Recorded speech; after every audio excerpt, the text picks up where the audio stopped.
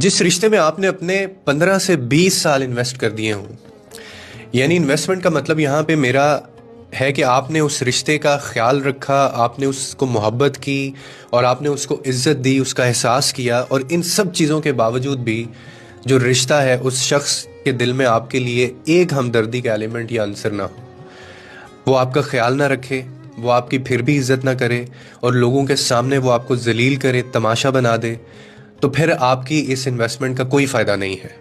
आपकी इन्वेस्टमेंट का कोई फ़ायदा नहीं है। आप अपने मुश्किल तरीन लम्हों में तन्हा हों और आपको पूछा ना जाए, ऐसे रिश्ते का क्या फ़ायदा। छोड़ दें ऐसी इन्वेस्टमेंट को, क्योंकि आप कब तक ऐसे रिश्तों को या ऐसे कैंसर ज़्यादा रिश्तों को आप चलाएंगे। कैंसर जो होता है ना, वो बिलाखिर आपको मौत तक ले ही जाता है। ऐसे ही कुछ रिश्ते भी कैंसर ज़्यादा होते हैं जो आपको मौत तक लेकर जाकर ही वापस लौटते हैं। इसीलिए ख़ुद को ज़ाया मत करें, ख़ुद को ज़ाया होने से बचाएं, क्योंकि ऐसे रिश्ते क्योंकि आगे भी आप ऐसे रिश्ते बेनिफिट ऑफ डाउट की बेसिस पे आप चला रहे थे ना, कि शायद ऐसा नहीं होगा, शायद ये ठीक हो जाएगा, शायद इसको समझ आ जाए, लेकिन वो रिश्ता नहीं बदलेगा और ना ही बदलता है। वक्त के साथ साथ आप ज़रूर बदल जाएंगे।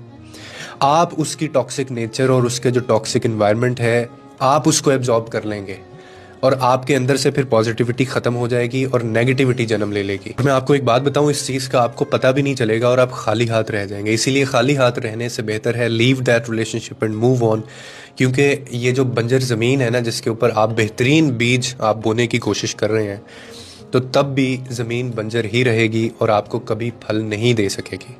इसीलिए move on and if possible leave that relation.